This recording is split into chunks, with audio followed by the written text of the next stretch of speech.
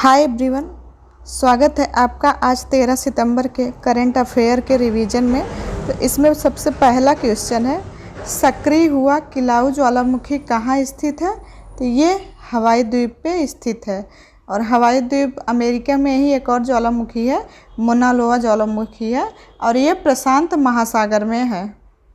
जब फॉकलैंड द्वीप, इस पे अधिकार किसका है? तो फॉकलैंड जो द्वीप है इस पे अधिकार इंग्लैंड का है। और इसकी स्थित कहाँ है? तो साउथ अमेरिका में इसकी स्थित है। बैरन द्वीप ये भारत का एकमात्र सक्रिय ज्वालामुखी है जो कि अंडमान निकोबार में स्थित है। एंडीज पर्वत, ये एंडीज पर्वत की हाईएस्ट पीक कौन सी है? तो माउंट एकांगुआ हाईएस्ट पीक है। और आग्नेय चट्टान ये ज्वालामुखी से बनती है। अभी पिछले ही क्लास में इसका एग्जाम्पल दिया गया था। अन्य तथ्य देखते हैं हम लोग। तो एटना और विसुवियस ज्वालामुखी ये इटली में है। स्ट्रोम्बोली ये भूमध्य सागर में है, और भूमध्य सागर का प्रकाश स्तंभ स्ट्रोम्बोली को कहा जाता है। और भूमध्य सागर की कुंजी किसको कही जाती है? तो जिब्राल्टर जल संधि को कहा जाता है।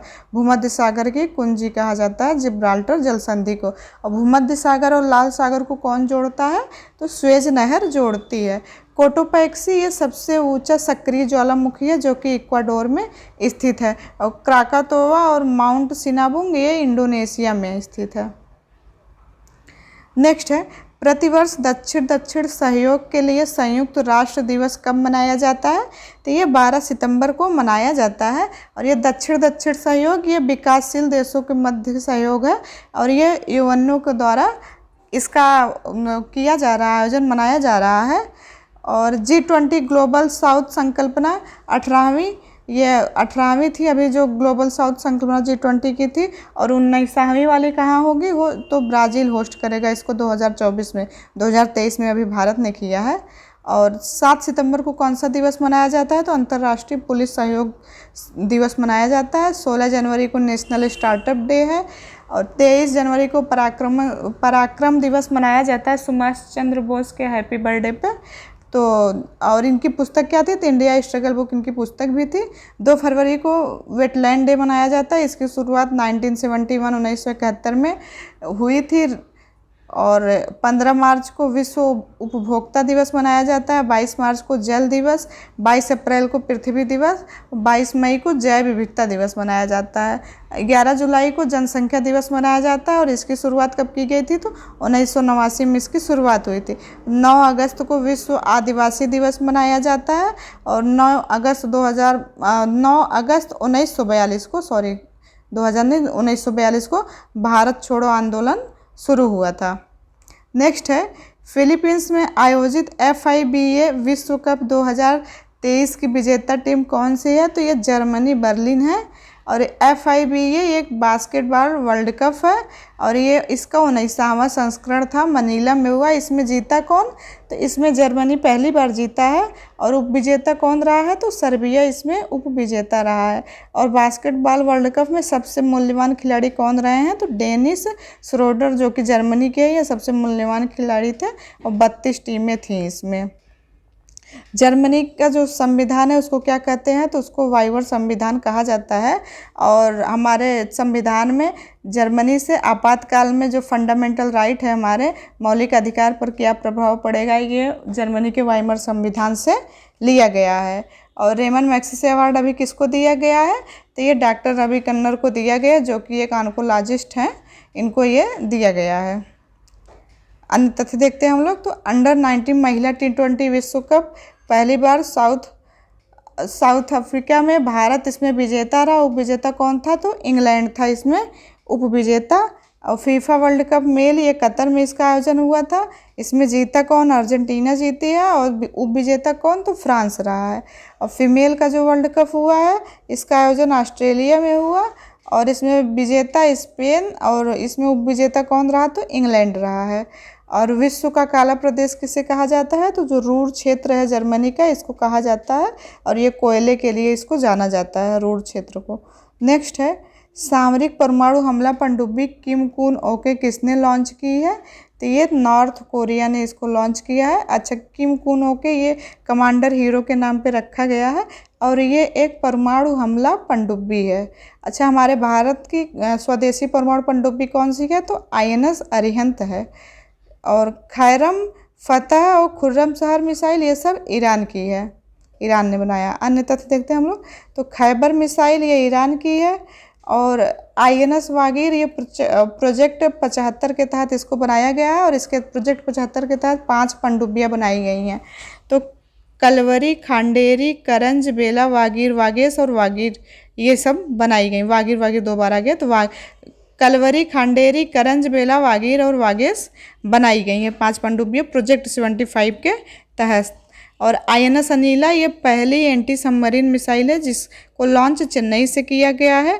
और INS महेंद्रगिरी प्रोजेक्ट 17A के तहत 7वीं जहाज़ है जो कि हमारे उपराष्ट्रपति ने इसको लॉन्च किया है। नेक्स्ट है, भारत के सुप्रीम कोर्ट ने न्यायिक सहयोग के लिए किसके साथ समझौता ज्ञापन किया है? तो ये सिंगापुर के साथ में किया गया है। अच्छा, सिंगापुर के साथ में सिम्बैक्स एक्सरसाइज होती है जो कि भारत और सिंगापुर के बीच में होता है। भारत के जो सुप्रीम कोर्ट के मुख्य न्यायाधीश कौन है इस टाइम पे? तो DY चंद्रचूड़ हैं। और सिंगापुर के सुप्रीम कोर्ट के मुख्य न्यायाधीश कौन है? तो सुंदरेश मेनन वहाँ के मुख्य न्यायाधीश हैं। सुप्रीम कोर्ट आया है तो उसके बारे में देख लेते हैं हम लोग। तो सुप्रीम कोर्ट ये 124 से लेकर 147 आर्टिकल तक दिया गया है। और भाग कौन सा है? तो भाग 5 है।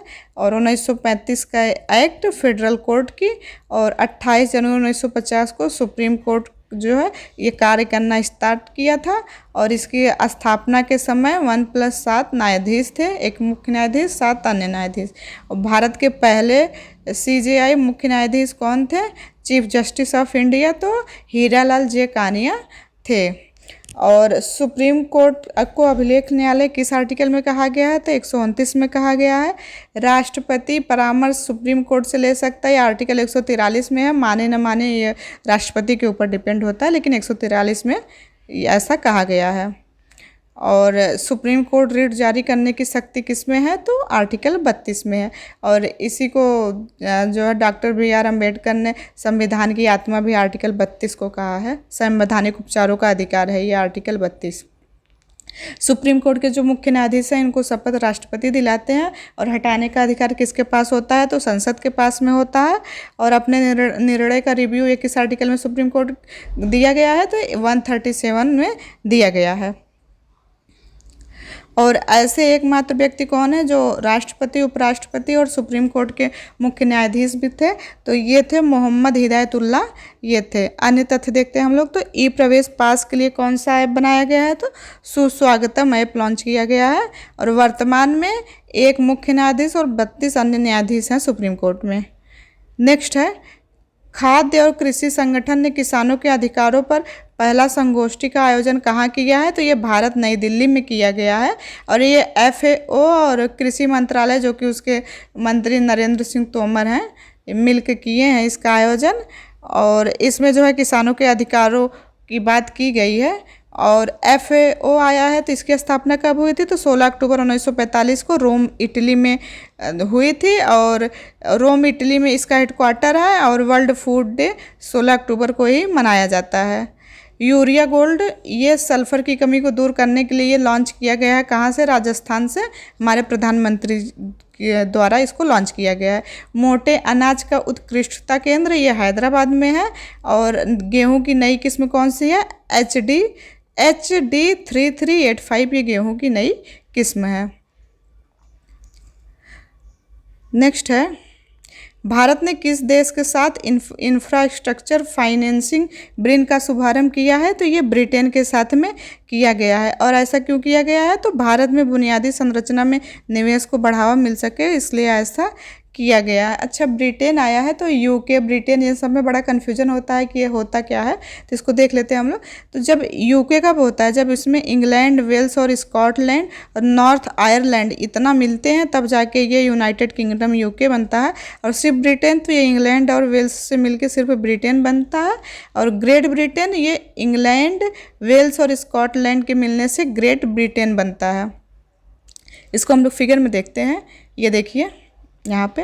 तो ग्रेट ब्रिटेन, इसमें इंग्लैंड है, स्कॉटलैंड है और वेल्स है, तो इससे ये ग्रेट ब्रिटेन बना है। और यूनाइटेड किंगडम यूके, इसमें ये ग्रेट ब्रिटेन तो रहेगा ही, इसके साथ ही नॉर्थ आयरलैंड भी आ गया है, तब जाके यूनाइटेड किंगडम बना है। अन्य तथ्य देखते हैं हम लोग। तो अजय वारियर कोंकण और इंद्रधनुष एक्सरसाइज ये यूनाइटेड किंगडम और इंडिया के बीच होता है। यूरो को अपनाने वाला नवीनतम देश कौन सा है? तो क्रोएशिया है। और ब्रिटेन का दिवाला होने वाला शहर बर्मिंघम है, ये इन्होंने अभी हाल ही में घोषित किया कि दिवालिया हो गए हैं। नेक्स्ट है मॉब ब्लीचिंग पीड़ित मुआवजा योजना किसने प्रारंभ की है? तो ये मध्य प्रदेश के सीएम है शिवराज सिंह चौहान, इन्होंने प्रारंभ की है। अच्छा, मॉब लिंचिंग ये क्या होता है? तो उग्र भीड़ के द्वारा निर्णय करना, अटैक करना। जैसे भीड़ लगी है कहीं पे और उस भीड़ में सब कह दिए मारो मारो, तो सब उसी पे टूट जाते हैं, मारने लगते हैं बिना रीजन जाने, तो उसी को मॉब लिंचिंग बोलते हैं। तो अभी इसके लिए मुआवजा की योजना बनाई गई है, मध्य प्रदेश ने इसको सबसे पहले प्रारंभ किया है। अच्छा, सुप्रीम कोर्ट ने कहा था कि जो तहसीन पूना वाला केस है उसमें पीड़ित को मुआवजा दिया जाएगा। तो किस केस में? तहसीन पूना वाले केस में ऐसा सुप्रीम कोर्ट ने कहा था मुआवजा देने के लिए। अब मुआवजा कितना दे रही है मध्य प्रदेश? तो अगर मॉब लिंचिंग में डेथ हो जाती है तो 10 लाख रुपए परिवार को दिया जाएगा, और अगर घायल हो जाता है तो 4 से 6 लाख रुपए दिया जाएगा। और मॉब लिंचिंग के लिए कानून बनाने वाला पहला राज्य कौन सा है? तो ये राजस्थान है पहला राज्य। अन्य तथ्य, प्रवासी भारतीय सम्मेलन ये 17वां इंदौर मध्य प्रदेश में हुआ है। और सबसे स्वच्छ वायु शहर ये भी 10 लाख प्लस में इंदौर है। और सोलर सिटी कौन सी? इंदौर की पहली सोलर सिटी ये सांची है, और सॉरी ये सोलर सिटी मध्य प्रदेश की ये सांची है, इंदौर नहीं। और यूनिटी मॉल ये उज्जैन में खोला गया है, फर्स्ट यूनिटी मॉल है ये उज्जैन में खोला गया है। सीएम खेलो सीखो कमाओ योजना ये भी मध्य प्रदेश की योजना है। धुआंधार जलप्रपात ये नर्मदा नदी पे है, जो कि अमरकंटक पहाड़ी से निकलती है, और नर्मदा नदी पे ही ओंकारेश्वर बांध है। नेक्स्ट है एशियाई तटरक्षक एजेंसियों के प्रमुखों की 19वीं बैठक का आयोजन कहाँ किया गया है? तो ये इस्तांबुल तुर्की में किया गया। पहले इसका नाम तुर्की था, बाद में इसको बदल के तुर्की किया गया, तो इसमें किया गया है। और 2022 में इसका आयोजन कहाँ हुआ था? तो नई दिल्ली में हुआ था। और जो 19वीं बैठक है इस्तांबुल में, इसमें भारत की तरफ से कौन गए हैं?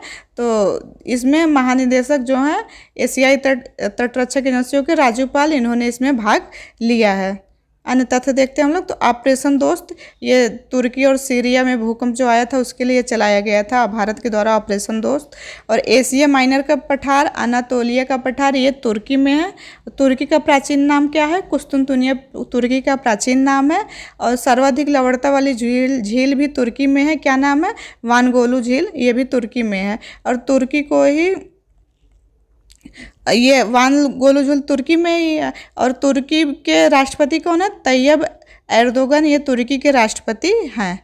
नेक्स्ट है निपाह वायरस से मौत के बाद कहाँ अलर्ट जारी किया गया है? तो ये जारी किया गया है कोझिकोड, केरल में इसको जारी किया गया है। अच्छा, निपाह वायरस इसकी शुरुआत कब हुई थी? निपाह वायरस ये पहली बार कब देखा गया था? तो इसकी शुरुआत 1998 में मलेशिया के निपाह से हुई थी। और ये जानवरों से मनुष्य में फैलता है, जिसको जूनाटिक बीमारी बोलते हैं।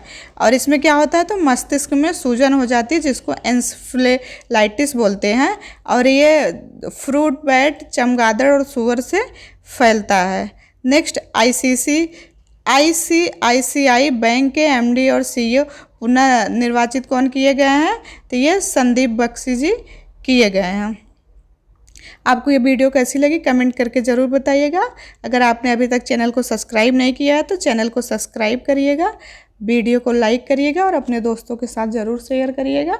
इस क्लास की पीडीएफ आपको टेलीग्राम चैनल पे मिल जाएगी, उसका लिंक इस वीडियो के डिस्क्रिप्शन में दे दिया जाएगा, तो आप वहाँ से टेलीग्राम को ज्वाइन करके पीडीएफ प्राप्त कर सकते हैं। मिलते हैं नेक्स्ट वीडियो में। Thank you.